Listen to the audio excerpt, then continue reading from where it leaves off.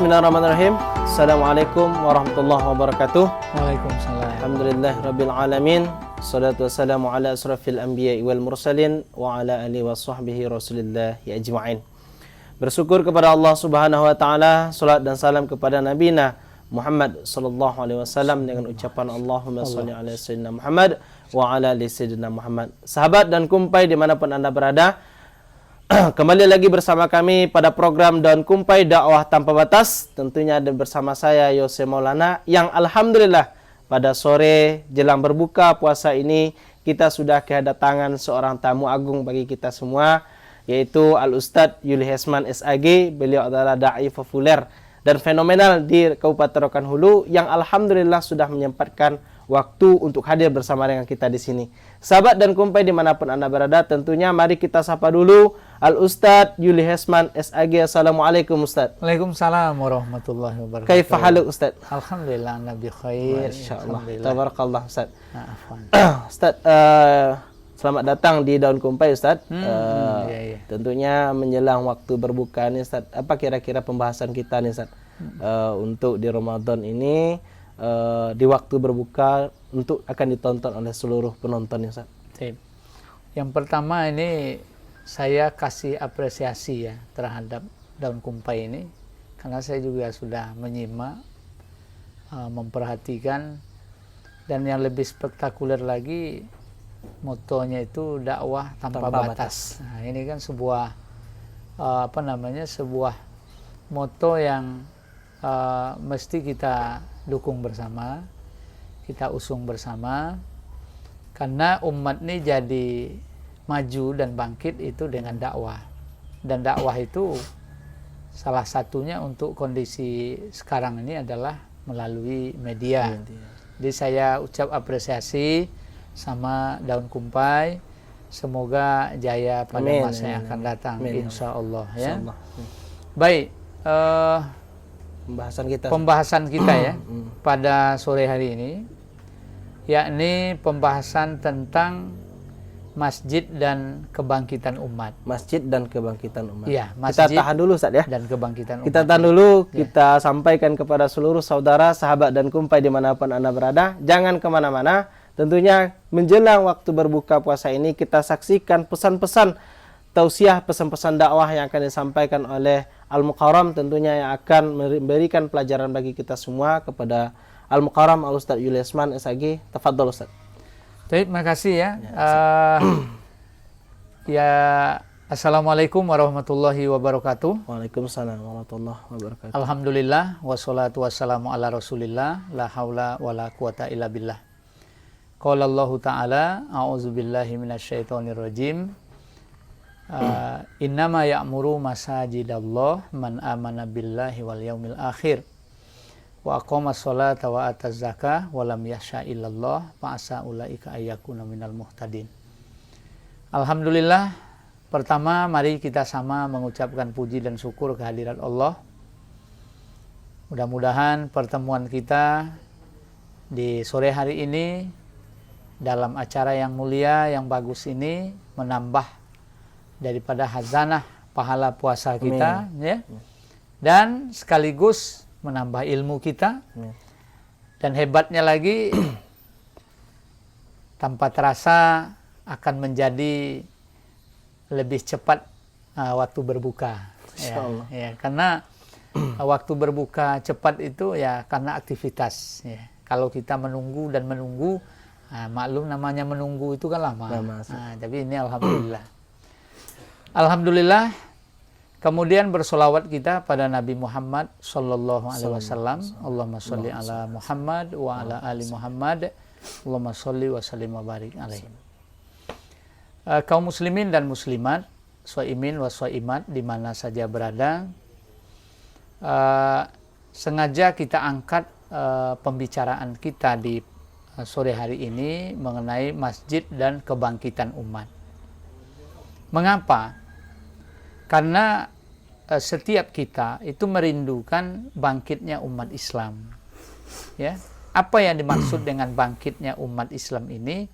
Bangkitnya umat Islam itu artinya adalah umat Islam tampil sebagai pemimpin, Pemimpin dalam artian bukan menjabat sesuatu, tidak, tapi didulukan selangkah, ditinggikan seranting.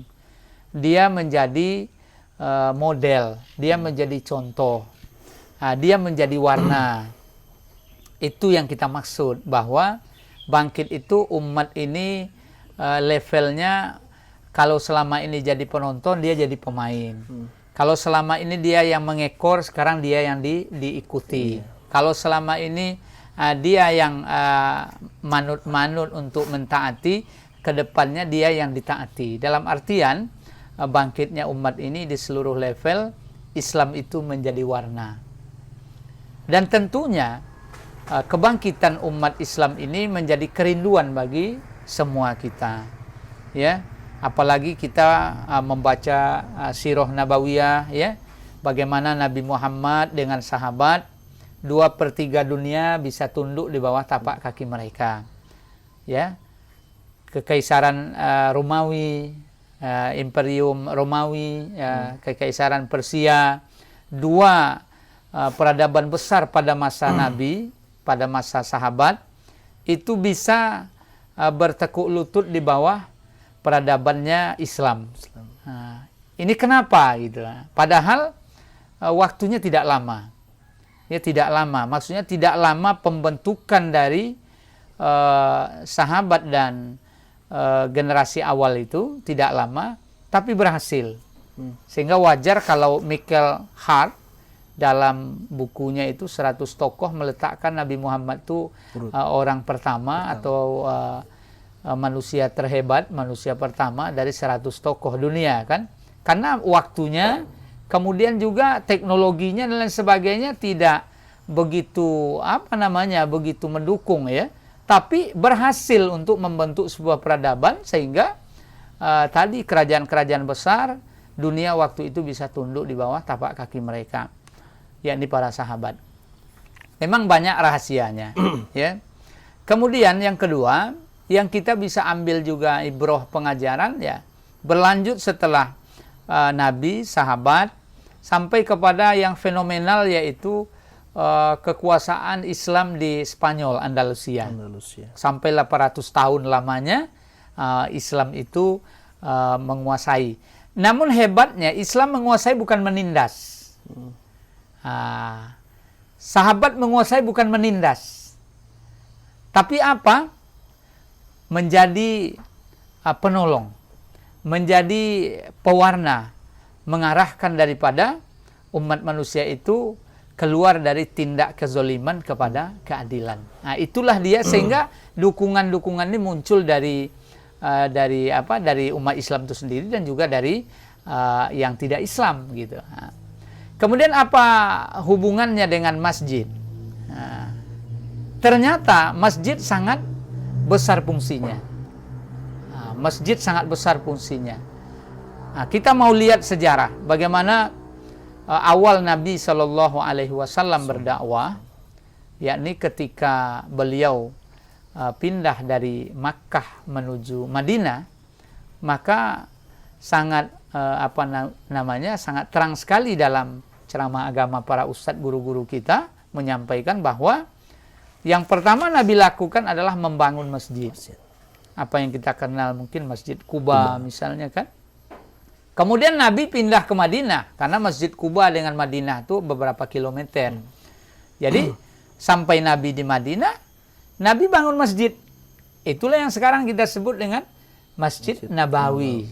Nah, di mana keunggulannya luar biasa, ya kan? Jadi maksudnya apa? Mengapa Nabi Muhammad membangun masjid? Untuk apa? Ternyata Profesor Dr. Quraisy Shihab, seorang pakar tafsir Indonesia, ulama kita juga, menyampaikan bahwa di masa Rasulullah itu masjid itu hidup. Masjid itu hidup. Arti masjid hidup itu apa? Hidup dengan beragam kegiatannya. Hidup dengan beragam kegiatan. Nah, menjadi menjadi bermasalah umat ini ketika masjid tidak hidup lagi. Masjid tidak hidup lagi. Gitu. Maka kita dari Dewan Masjid Indonesia, yang saya baru beberapa waktu dilantik sebagai pengurus Dewan Masjid Indonesia Kabupaten Rokan Hulu sebagai ya ketuanya. Kita punya agenda besar itu 3 paling tidak. 3. Imaroh, idaroh, riayah. Imaroh, idaroh, riayah. Kalau kita aplikasikan adalah yang pertama kita akan mensurvei masjid-masjid yang ada di Kabupaten Rokan Hulu ini, mana yang layak, mana yang tidak layak. Dari sisi fisiknya. Mengapa? Karena sungguh sangat kita idam-idamkan, kita dambakan sesuai dengan nama negeri kita Rokan Hulu ini 1000 suluk. Yang makna lainnya adalah negeri berzikir, negeri beragama, negeri kental dengan religiusnya. Sangat ironis kalau seandainya rumah-rumah ibadahnya tidak layak. Maka kami, istilah berasing sedikit, kami dari pengurus Dewan Masjid Indonesia Kabupaten Rokan Hulu ini berencana untuk melakukan langkah awal, yaitu pendataan mana yang masjid layak, tak layak. Fisiknya dulu. Fisik itu ya mencakup daripada bangunannya, termasuklah nanti toiletnya, sound systemnya, sajadahnya, kemudian penerangnya, ya kan? Karena ini pendukung utama dari sebuah kehadiran rumah ibadah. Kemudian yang kedua, kita akan lakukan juga imaroh. Imaroh ini apa maksudnya? Kemakmurannya bagaimana? Yaitu seperti apa jamaah yang hadir. Jamaah yang hadir bagaimana? Ketika jamaah tidak hadir, kita akan cari apa sebab jamaah tak hadir. Apakah semata-mata karena iman mereka lemah, atau memang ada faktor lain? Kemudian di imaroh ini juga kita melihat hidup tidak majelis taklimnya. Karena ini merupakan salah satu dari fungsi dari masjid. Jadi fungsi masjid bukan hanya tempat sholat. Bukan hanya tempat sholat. Karena bumi pun bisa menjadi tempat sholat. Bumi itu disebut masjid. Ya, tempat sujud. Begitu hadis Nabi kan.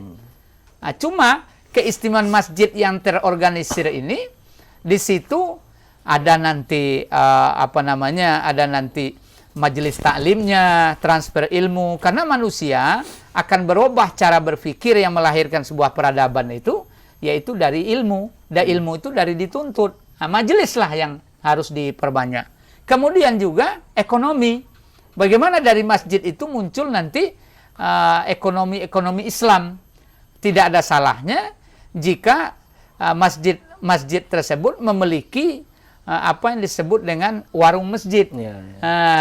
Ini luar biasa. Kalau sampai warung masjid itu terwujud, itu jamaah-jamaah bisa belanja ke situ. Keuntungannya kemana? Keuntungannya bisa memakmurkan masjid. Terbantu kaum duafa dan lain sebagainya. Memang yang berat sekarang ini adalah merubah paradigma berpikir. Yaitu bagaimana jangan sampai masjid cuma dibayangkan hanya tempat sholat. Habis itu dikunci. Ini bahaya ini. Maksudnya mandek dia.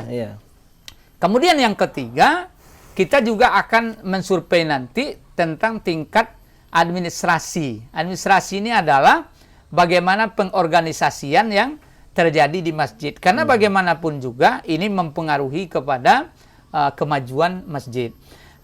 Sebagai kesimpulan, ketika jamaah ramai, ibarat semut datang karena ada gula, bagus penataan oleh pengurus masjid, bagus perhatian oleh pemerintah, hingga akhirnya masjid ini menjadi sebuah tempat yang disenangi, dapat memberikan kebaikan bagi yang hadir jamaah.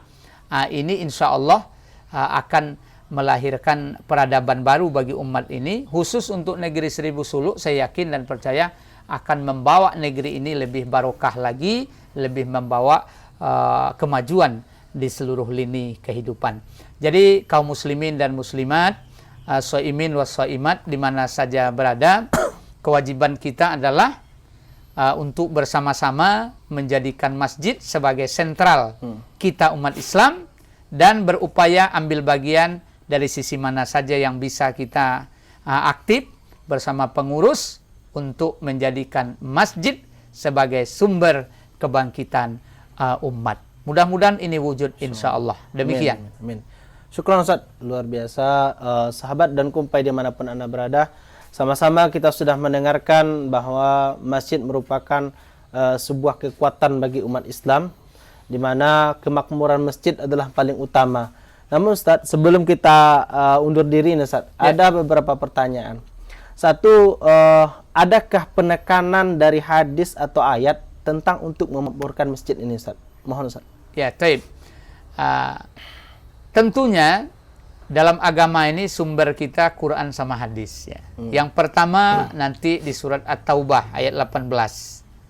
A'udzubillahi minasyaitonirrajim. Innama ya'muru masajidallah man amana billahi wal yaumil akhir ilal akhir. Hanya saja yang mau memakmurkan rumah Allah itu adalah orang yang beriman kepada Allah dan hari akhir. Kalau dilihat dari konteks ayat ini bersyarat, ada kekhususan. Jadi yang akan mau memakmurkan masjid Allah itu ya orang yang beriman.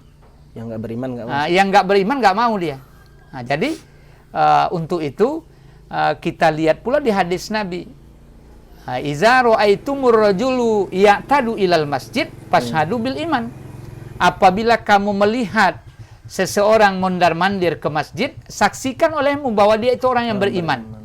Jadi sampai lagi Nabi menyebutkan hebatnya ke masjid ini, tiap langkah apabila dia berwudu di rumah, kemudian dia berangkat ke masjid semata-mata ingin sholat jamaah, itu setiap langkahnya Allah Ta'ala akan hapus dosanya satu, Allah beri pahala satu, Allah naikkan derajatnya satu tingkat. Sementara banding derajat itu 500 tahun perjalanan loh, kata Ibnu Abbas.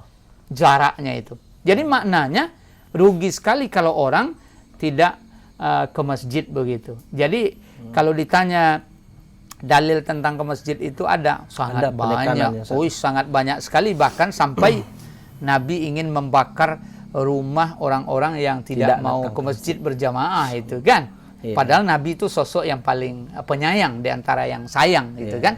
Nah, ini menunjukkan pentingnya. Jadi mudah-mudahan melalui informasi ini kita semua bisa bahu-membahu untuk ke masjid dan membangkitkan diri keluarga dan umat melalui masjid. Amin. Masya Allah, luar biasa Ustaz. Syukran. Sahabat dan kumpai dimanapun Anda berada, tentunya kita sudah mendengar jawaban dari Al-Mukarram, Al-Ustadz, yang sudah memberikan jawaban yang tegas bagi kita semua, bahwasanya memakmurkan masjid itu ada penekanan di dalam Al-Quran, kemudian hadis, dan juga bahkan Rasulullah pernah menyampaikan kalau tidak mau ke masjid bakar saja rumahnya. Nah, namun Ustaz, ini dari segi lain Ustaz, pertanyaan satu saja lagi Ustaz, yaitu apakah sama nih Ustaz? Ustaz menyampaikan tadi melangkahkan kaki ke masjid, Allah balasi, Allah hapus satu dosanya, kemudian Allah tingkatkan pahalanya, kemudian Allah tingkatkan derajatnya. Bagaimana dengan mereka yang ke masjid menggunakan sepeda motor saat mobil? Mohon penjelasan, kadang-kadang banyak yang nggak paham nih Ustaz.